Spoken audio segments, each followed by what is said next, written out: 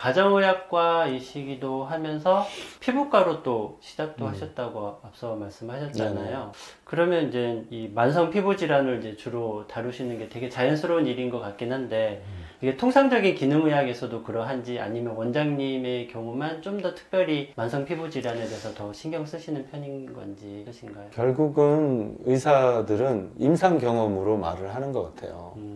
자기가 어떤 환자분들을 많이 보게 됐고 어떤 질환을 많이 다뤄봤는지가 그게 진료로 연결된다고 생각하거든요. 그게 바로 의사들이 트레이닝을 받는 이유죠. 네. 내가 가정의학과라서 내가 내과 의사인데 특별히 소화기 내과 의사라서 내시경을 하게 되고 내시경 케이스를 많이 다루고 처방을 하다 보니까 그 환자, 그 질환에 대해서 좀 더 많은 이해와 경험을 가지고 가이드를 해드릴 수 있는 거잖아요.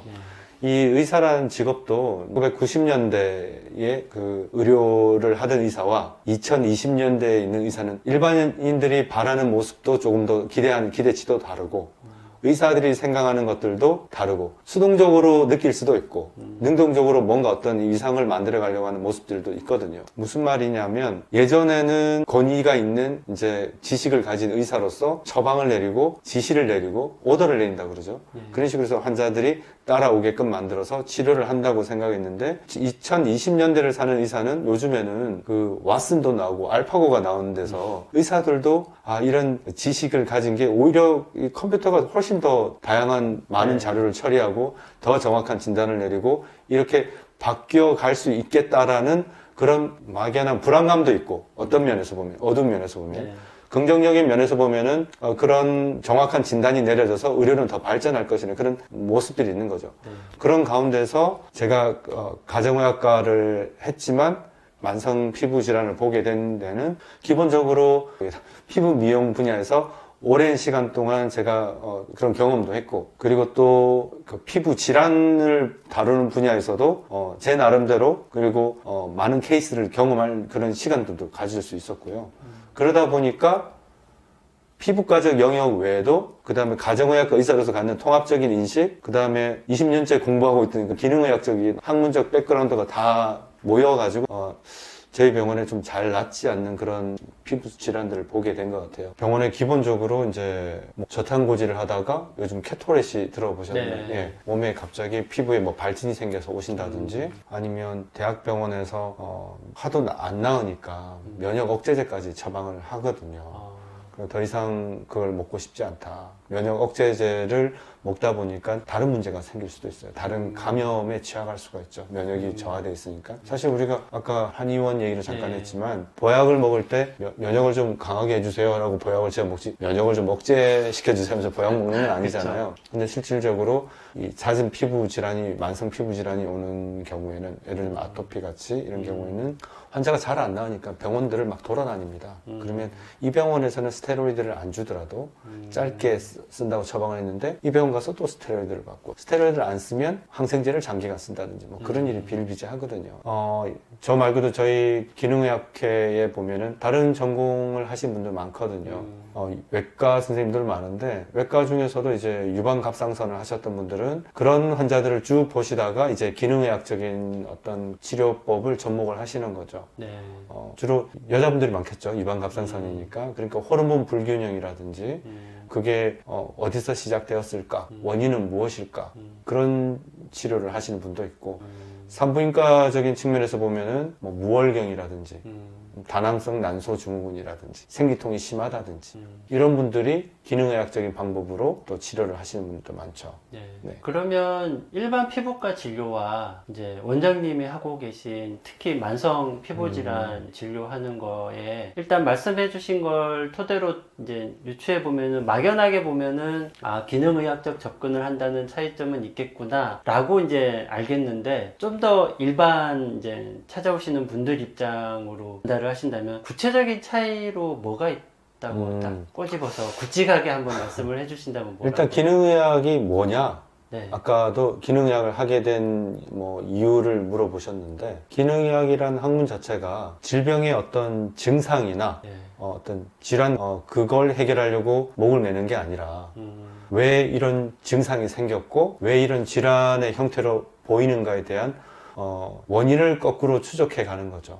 그 원인을 주로 보면은 기능의학적 관점에서 보면은 세포 단계에서 어떤 대사의 문제가 있거나 아니면 호르몬 밸런스가 좀 무너져 있거나 아니면 신경계에 문제가 있거나 아니면 장 면역이 좀 문제가 있거나 하는 그런 원인들을 찾아가지고 그 원인을 교정하려고 하는 게 기능의학 치료거든요. 네.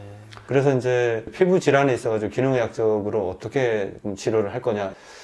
피부과적으로는 진단이 된다 할지라도 예를 들면 아토피라든지 건선이라든지 뭐 함포진이라든지 이런 만성 그 염증성 질환이 있을 때 자가면역성 질환이 있거나 할 때는 결국에는 기능의학적인 문제는 환자의 라이프 스타일을 같이 교정하는 것도 포함한다고 말씀드렸거든요. 네. 근데 정통의학은 그럼 그걸 포함하지 않냐? 포함을 하죠. 그러나 진료실에서 많은 환자를 보기에는 환자의 라이프 스타일을 교정하고 하기에는 상당히 애로사항이 많습니다. 사실.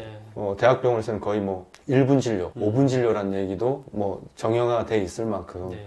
환자의 지금 식이 습관이나 이런 걸 조절하기 쉽지가 않거든요. 보통은 가렵다 그러면 뭐 시잘이라든지 지르텍 뭐 이런 것들 항히스타민제를 처방을 한다든지 아니면 막 곪아가지고 2차적인 감염이었으면 이제 항생제를 처방을 한다든지 아, 그게 일반적인 피부과 진료에서 일반적으로 피부과 쓰는 약들 상당히 뭐 종류가 많을 것 같지만은 일반적으로 카테고리 분류를 본다면은 감염을 치료하려고 하는 항생제나 그다음에 곰팡이 약이나 그런 것들을 쓰게 되고 아니면 가려우면 항히스타민제 염증이 심하다고 판단이 들면은 뭐 먹는 스테로이드라든지 바르는 스테로이드 제제를 쓰게 되죠. 이제 환자분들한테 뭐라고 설명하냐면 그러한 가려움이나 이런 것들은 마치 우리가 감기가 걸렸을 때 열이 나고 몸살이 심하고 하면은 병원에 오면은 타이레놀 아니면 브루펜 같은 그런 진통 소염제를 처방을 받잖아요. 네. 그럼 약을 먹을 때는 좀 살 것 같아. 근데 약균이 좀 떨어질만 하면 다시 좀 증상이 오잖아요. 그렇죠. 그래서 병원에도 그런 분들 많이 와요. 한 3, 4일 약 먹었는데 약 먹을 때는 좀 괜찮았는데 또 약을 끊으니까 또 그렇더라. 그래서 또 다른 병원을 찾게 돼요. 또 보통은 이제 설명을 하죠. 이제 일반 감기 같은 경우는 뭐 한 1주에서 2주 사이 정도면 대부분 좋아진다. 그래서 보통은 이제 감기는 이제 감기 바이러스에 의한 면역이 떨어져서 생기는 문제를 보고 증상을 조절하는 그런 치료를 하거든요. 네. 그걸 대증요법이라고 그럽니다. 네. 근데 피부과적인 치료도 그런 대증요법을 대부분 하고 있어요. 근데 아토피가 그런 대증요법을 한다 그래가지고 아토피가 완치가 되는 건 참 힘들거든요.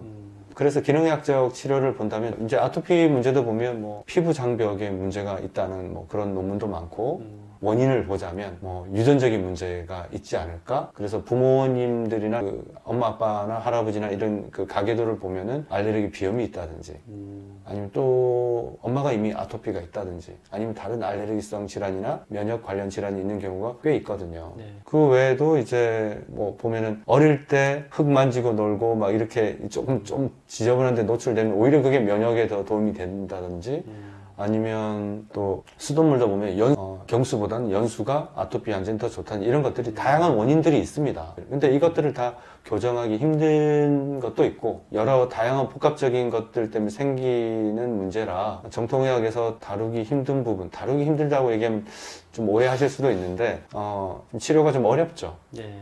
그래서 기능의학적으로 얘기를 하자면 그런 스테로이드나 아니면 항히스타민제 같이 증상을 누그러뜨리는데 포커스를 둔다기 물론 그것도 조절을 해야 합니다만 이 사람이 수면에 문제는 있지는 않나 아니면 먹고 있는 음식이 뭐 밀가루라든지 아니면 설탕이 많이 들어간 이런 단 음식이라든지 가공식품이라든지 이런 것에 많이 치우쳐져 있지 않나 그런 것들을 보고 장면역에 문제가 있으면 그런 걸 개선해 준다든지 수면에가 문제가 있는 사람들 수면을 좀 개선시켜 준다든지 이런 근본적인 데를 쫓아가지고 개선을 하는데 포커스를 두는 거죠. 그게 제가 다른 피부과 선생님하고는 좀 다르게 접근하는 것 같아요.